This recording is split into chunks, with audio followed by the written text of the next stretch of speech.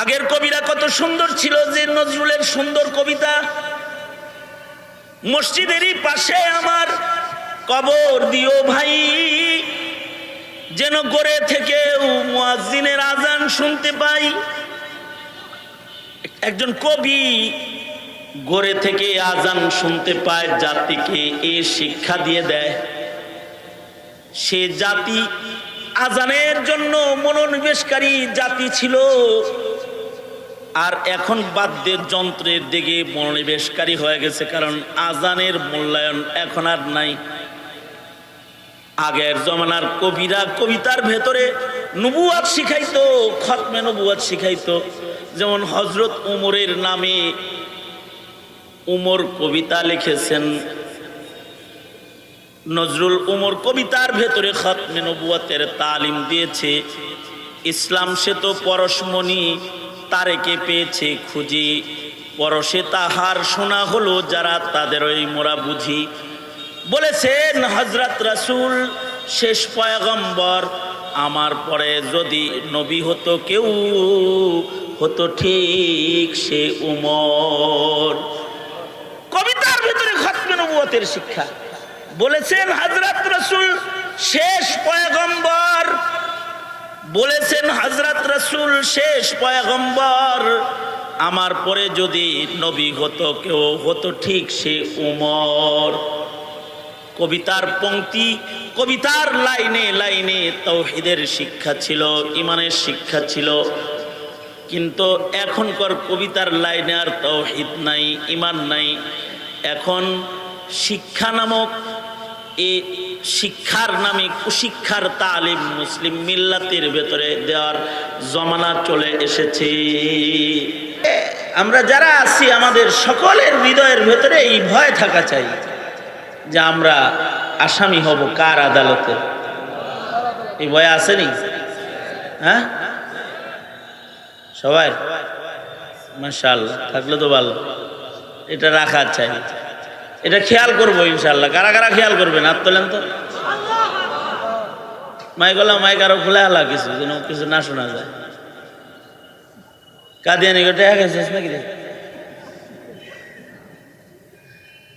আপনারা? এই জন্যে মুরব্বীরা বলেছেন যে আল্লাহর কাছে দোয়া করো যেন হিসাব আসান হয়, এ দোয়াও করো। আর ওই ভয় দিলে রাখো যে তোমার আল্লাহর কাছে যাইতে হইব, তাহলে তুমি আকলমন্দ।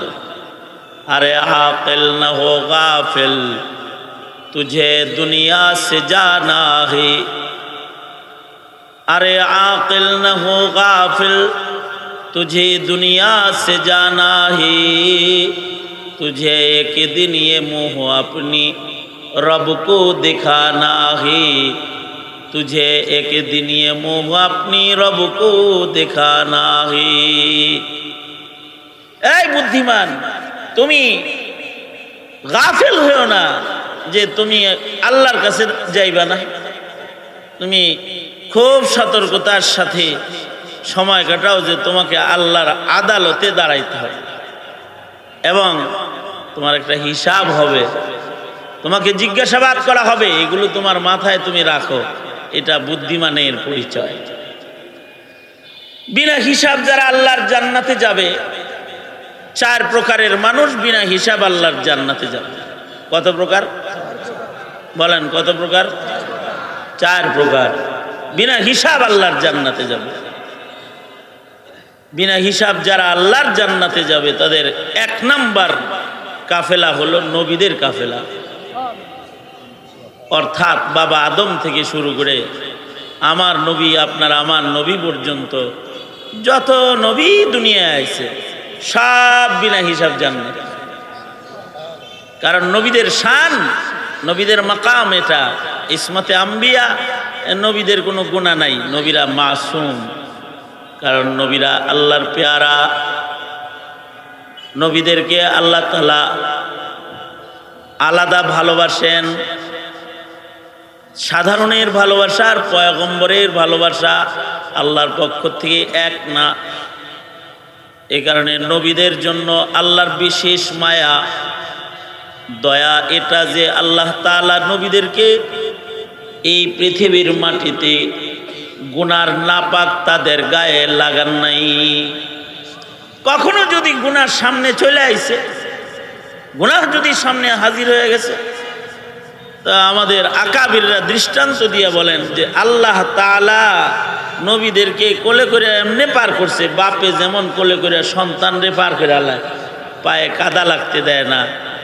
পৃথিবীর কোনো পয়গম্বরের গায়ে গুনার কাদা আল্লাহ তাআলা লাগতে দেয়নি, গুনার কাদা লাগতে দেয় নাই। মাসুমিয়াত, দুনিয়ার কোনো পয়গম্বরের কোনো গুনাহ নাই।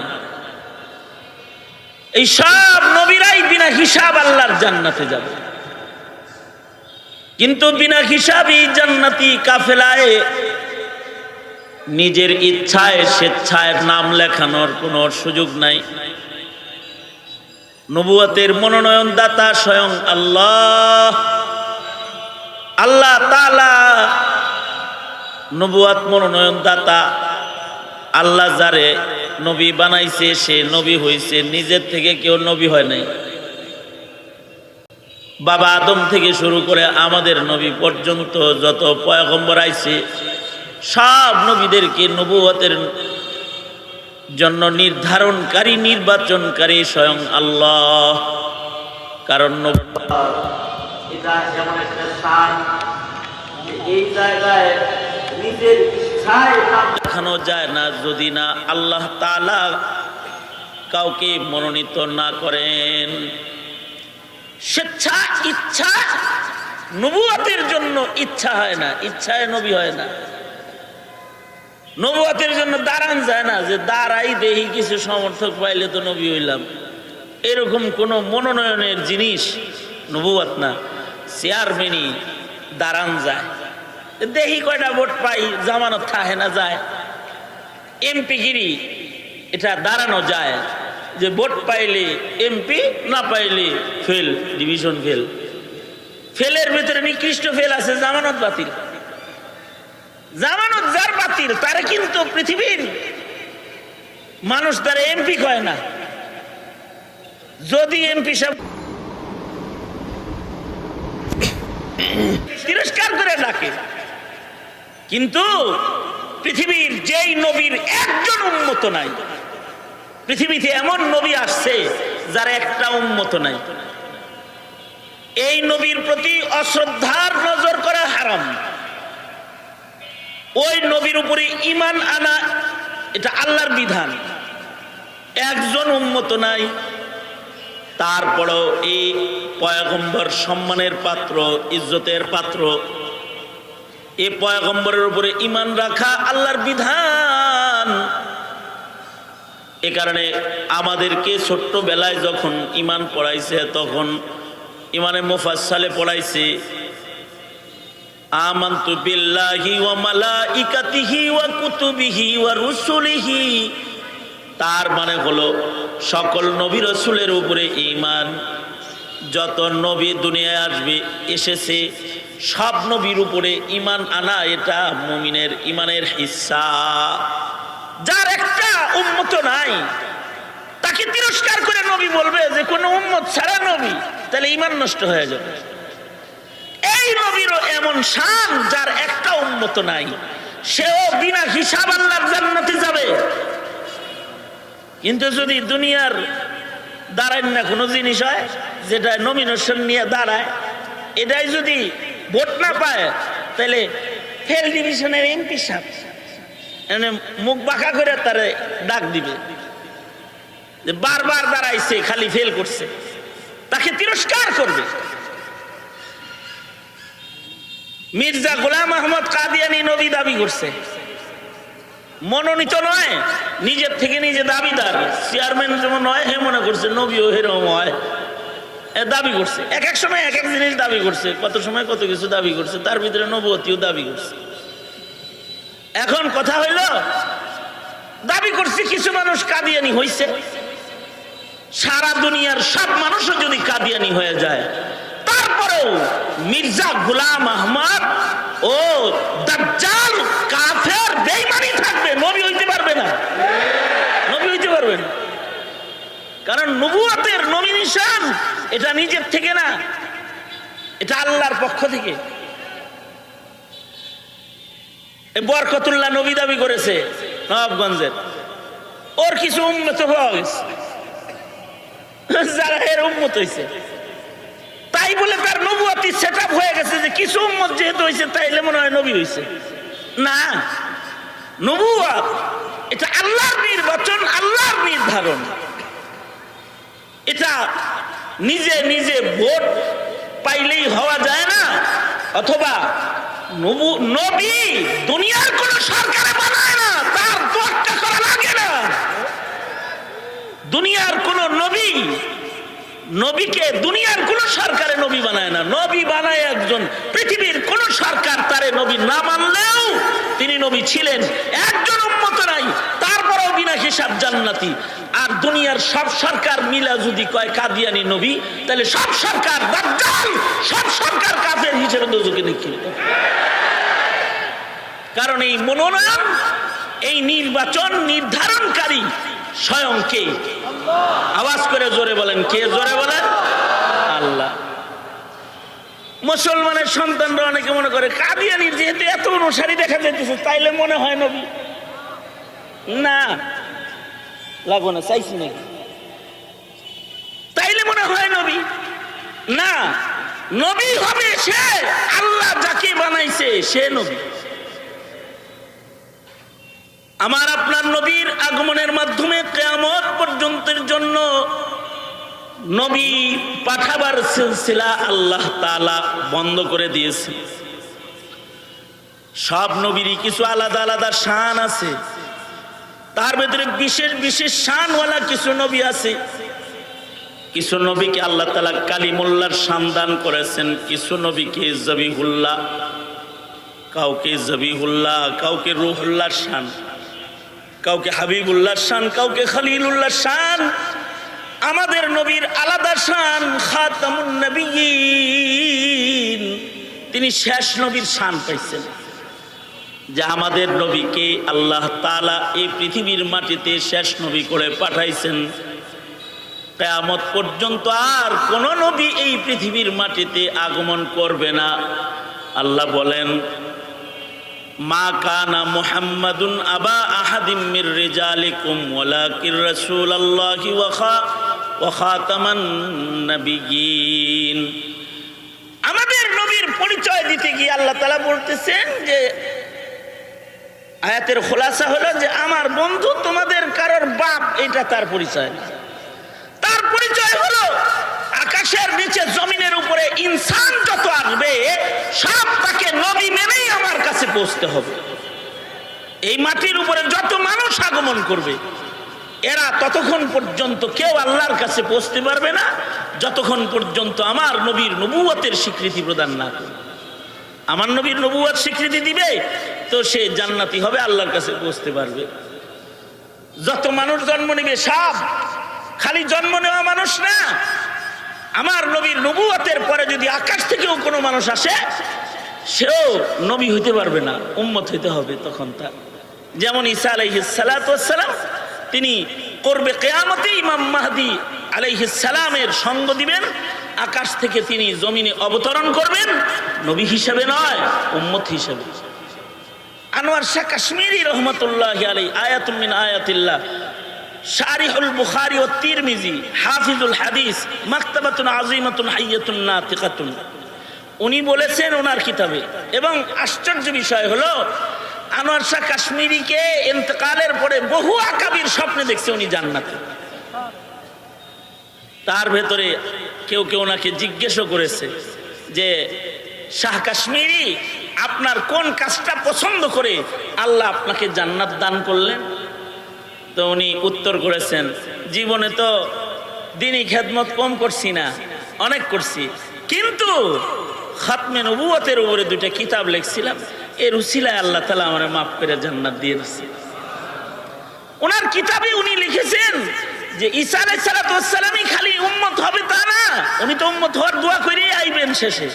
এটা কবুল হয়েছে যে আকাশে আল্লাহ তুলে নিয়ে গেছেন, আবার পাঠাইবেন, করবে কিয়ামতে।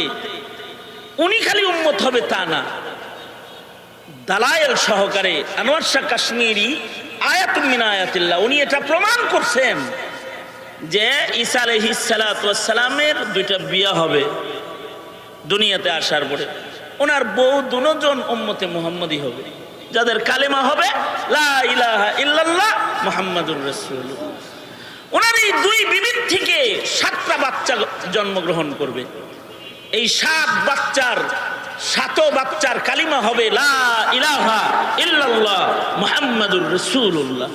নবী ঈসার ঔরসের সন্তান, কিন্তু উম্মত হবে মুহাম্মাদুর রাসূলুল্লাহ সাল্লাল্লাহু আলাইহি সাল্লাম। কারণ আল্লাহর রাসূলের নবুয়তের পরে কিয়ামত পর্যন্ত আর কোন নবী নাই। আল্লাহর রাসূল বলেন আনা খাতামুন নাবিয়্যিনা লা নাবিয়্যা বাদি, আমি শেষ নবী, আমার পরে আর নবী নাই। আরো সুস্পষ্ট করে আল্লাহর রাসূল বলেন লাউ কানা বাদি নাবিয়্যুন লাকানা ওমর, আমার পরে কেউ নবী হইলে আল্লাহ তাআলা ওমরকে নবী বানাইতো।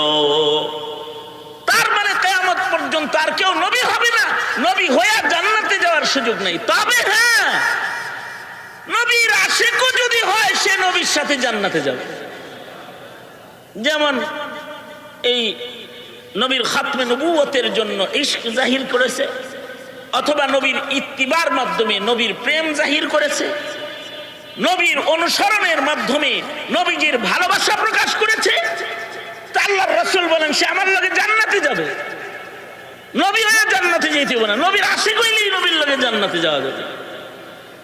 কেউ যদি নবী হইবার চায় তাহলে সে দোজখে পড়ে যাবে। কিয়ামত পর্যন্ত যত নবী দাবিদার আসবে তারা সবাই দাজ্জাল, তারা সবাই কাফের। এবং এদেরকে যারা নবী মানবে এরাও কাফের। কাদিয়ানীকে যারা কাফের বলবে না, বন্য নবীকে যে কাফের বলবে না সেও কাফের। যে কাফের বলবে না, এটা শেখুল ইসলাম রহমতুল্লাহ আলাইহির লাস্ট ফতোয়া এটা, যে কাদিয়ানীকে কেউ যদি কাফের না বলে সেও কাফের। এই কথাটা যদি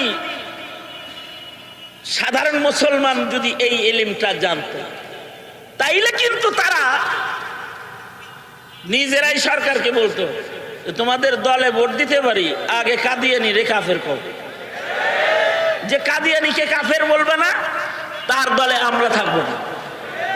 কারণ কাদিয়ানীর সমর্থনকারীর সাথে যারা চলাফেরা করবে ওরাও কাফের হয়ে যাবে, ওরাও কাফের হয়ে যাবে, ঈমান নষ্ট হয়ে যাবে। সুতরাং এই জায়গাটা একটা জটিল জায়গা ঈমানের। মুহতারাম হাজিরিন, আপনাদেরকে বলবো আপনারা আপনাদের প্রজন্মকে খাতমে নবুয়ত শিক্ষা দেন। খাতমে নবুয়ত একটা সময় গেছে স্কুল কলেজেও ঈমান শিখানোর জন্য বেদ ব্যবহার করা হয়েছে। বেদ আমরা আমাদের মুরব্বীদের কাছে, উস্তাদদের কাছে শুনেছি, ওনারা যখন স্কুলে পড়েছেন ওই স্কুলে ওনাদেরকে সূরা মুখস্থ করানোর জন্য বেদ দিয়ে পিটাইছে। স্কুলের ঘটনা এগুলো। এ বাংলাদেশ স্বাধীনতার পরের ঘটনা বলতেছি এগুলো। স্বাধীন বাংলা স্বাধীন হওয়ার পরের ঘটনা হলো যখন বঙ্গবন্ধু শেখ মুজিবুর রহমানে জাতির প্রেসিডেন্ট ছিল, ওই সময়কার কথা বলতেছি। ওই সময় স্কুলে পিটানো হইতো ঈমান শিখানোর জন্য আর সূরা মুখস্থ করানোর জন্য। দুঃখ লাগে যে শেখ মুজিবুর রহমান বঙ্গবন্ধুর আমলে স্কুলে পিটনি দেওয়া হতো ঈমান শিক্ষা দেওয়ার জন্য, তার নাম নিয়ে যারা দেশ চালায় তাদের দেশে তাদের আমলে স্কুলে পিটনি দেওয়া হয় নাচানোর জন্য আর গান গাওয়ানোর জন্য, গান গাওয়ানোর জন্য পিটনি দেওয়া হয়। এইটা এখন ললিত করা এস্টাবলিশড হয়ে গেছে। এই জাতি আপনাদেরকে কেউ ঈমান শিখায় দিবে না, আপনাদের সন্তানকে কেউ ঈমান শিখায় দিবে না। আপনাদের সন্তানকে আপনাদের ঈমান শিখাইতে হবে, আপনাদের ঈমান শিখাইতে হবে। সুতরাং নিজের সন্তানকে আল্লাহর রাসূল সাল্লাল্লাহু আলাইহি ওয়াসাল্লাম বলেছেন তুমি তোমার সন্তানকে নামাজের জন্য শাসন করো। আমাদের সমাজে নামাজের জন্য শাসন আছে এখন? আমাদের জন্য এখন নামাজের জন্য শাসন নাই, ঢোল বেরেনের জন্য শাসন আছে, তাবলা বাজানোর জন্য শাসন আছে। আমাদের বদকপাল বদকিসমত। আগের জমানার লেখকরা মুত্তাকি ছিল, এই বাংলাদেশের লেখকরা মুত্তাকি ছিল। একটা সময় গেছে তখন নবুয়তের আলোর কাছাকাছি তারা ছিল, তাই এক সময়ের কবিদের কবিতার ভেতরে ঈমান ছিল। যেমন কবি নজরুল, তার কবিতার ভেতরে ঈমান ছিল। কবি নজরুলের কবিতার ভেতরে মুসলমানিত্ব চিনাইতো, আজান চিনাইতো, মসজিদ চিনাইতো। আর এই যুগের কবি আজান রে বেশ্যার ধ্বনির সাথে মিলায়। ব্যবধানটা কোন জায়গায়? খায়রুল কুরুনি কারনি সুম্মাল্লাযীনা ইয়ালুনাহুম সুম্মাল্লাযীনা ইয়ালুনাহুম। জমানা যত কিয়ামতের দিকে যাইতেছে তত মানুষের ঈমানের অবস্থা নাজুক হইতেছে। আগের কবিরা কত সুন্দর ছিল, যে নজরুলের সুন্দর কবিতা, মসজিদেরই পাশে আমার কবর দিও ভাই, যেন গড়ে থেকে মুয়াজ্জিনের আজান শুনতে পাই। একজন কবি গড়ে থেকে আজান শুনতে পায়, জাতিকে এ শিক্ষা দিয়ে দেয়। সে জাতি আজানের জন্য মনোনিবেশকারী জাতি ছিল, আর এখন বাদ্যের যন্ত্রের দিকে মনোনিবেশকারী হয়ে গেছে, কারণ আজানের মূল্যায়ন এখন আর নাই। আগের জমানার কবিরা কবিতার ভেতরে নবুয়াত শিখাইতো, খতমে নবুয়াত শিখাইতো।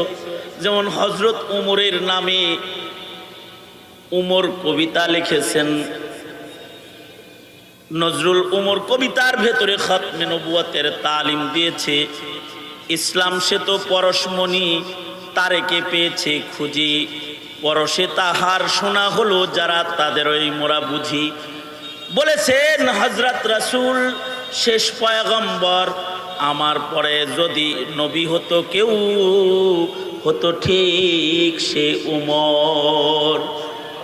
কবিতার ভিতরে খতমে নবুয়তের শিক্ষা। বলেছেন হযরত রাসূল শেষ পয়গম্বর, বলেছেন হযরত রাসূল শেষ পয়গম্বর, আমার পরে যদি নবী হতো কেউ, হতো ঠিক সে উমর। কবিতার পংক্তি, কবিতার লাইনে লাইনে তাওহীদের শিক্ষা ছিল, ঈমানের শিক্ষা ছিল। কিন্তু এখনকার কবিতার লাইনে আর তাওহীদ নাই, ঈমান নাই। এখন শিক্ষা নামক এই শিক্ষার নামে কুশিক্ষার তালিম মুসলিম মিল্লাতের ভেতরে দেওয়ার জমানা চলে এসেছে। সুতরাং এটা কল্পনা করেন না যে আপনার ছেলের খতমে নবুয়ত আর ঈমান এইটা কোনো শিক্ষানীতির শিক্ষার মাধ্যমে শিখে ফেলবে। অসম্ভব, অসম্ভব। এই কারণেই এই যুগের শিক্ষিত ছেলেরা যখন ইউনিভার্সিটিতে চলে যায় নাস্তিক হয়ে যায়, খ্রিস্টান হয়ে যায়, কাদিয়ানি হয়ে যায়। আমি চিরির বন্দরে দিনাজপুরে মাহফিলে গেছি, ওখানে যায় শুনি 21টা ফ্যামিলি কাদিয়ানি হয়েছে। এই 21টা ফ্যামিলির এক একটা ফ্যামিলিতে 5, 10, 20 জন মানুষ আছে, এই সব কাদিয়ানি হয়ে গেছে। অথচ এদের জন্ম মুসলমানের ঘরে, কালেমাওয়ালা ঘরে তাদের জন্ম, কিন্তু তারা কাদিয়ানি হয়ে গেছে। কেন কাদিয়ানি হলো তারা? কাদিয়ানি হয়েছে এজন্য যে তারা তাদের নিজের নবীরে নিজেই চিনে না।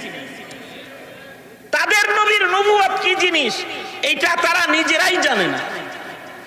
তাদের নবীকে কিভাবে নবী মানতে হয় তাও জানে না। খ্রিস্টান মিশনারিরা বাংলাদেশে কাজ করতেছে, আমরা মুসলমান হয়ে মুসলমানের দেশে ঈমানের কাজ করতে গেলে বাধা আছে, মিশনারিদের বাধা টাধা নাই কোনো। ওরা যে আমাদের সন্তানদেরকে খ্রিস্টান বানাইতেছে, আমাদের ছেলে মেয়েরা যে খ্রিস্টান হয়ে যাচ্ছে দলে দলে, এরা নিজের নবী সম্পর্কে জানেই না যে আমার নবীকে কেমনে নবী মানতে হয়, এটা তার জানা নেই। এইটা যদি তার জানা থাকতো তাহলে সে খ্রিস্টান হইতো না, সে খ্রিস্ট ধর্ম কবুল করতো না। এতই দিন ঈমান, ঈমানি শিক্ষা আমাদের থেকে এমন ভাবে দূরে চলে যাচ্ছে যে আমাদের সামনের আগামীর প্রজন্ম বড় ভয়ঙ্কর পথে আগাচ্ছে। এখনই তো শরাবকে শরবত মনে করে খাচ্ছে, হারামকে হারাম মনে করছে না। হ্যাঁ, এই ধারাবাহিকতা যদি চলতে থাকে তাহলে ওই দৃশ্য আপনাদের আমাদের চোখে দেখা লাগবে যে কুকুরের গোশত পাওয়া যায়, কষার দোকানে সাইনবোর্ড ঝুলতেছে, শুকুরের গোশত পাওয়া যায়, এটা মুসলমানের দেশে সাইনবোর্ড দিয়ে বিক্রি হবে, মুসলমানরা কিনে খাবে, হালাল না হারাম এতটুকুন বুঝার ইলম তাদের থাকবে না। এমনকি ভাই বোন মাহরামের ব্যবধান থাকবে না, নিজেদের ভেতরে বৈবাহিক বৈধ বন্ধনের নীতিমালা উঠে যাবে। যদি এইভাবে করে দিন বিদায় হতে থাকে তাইলে এক সময় আজান দেওয়ার মানুষও পাওয়া যাবে না। একটা সময় আসবে যে দিনের কথা শোনার, দিনের কথা বলার মানুষ পাওয়া যাবে না। সুতরাং নিজের প্রজন্মকে বাঁচান, নবী চিনান, নবী চিনান। নবীরা আল্লাহর মনোনীত কাফেলা, আল্লাহ যাদেরকে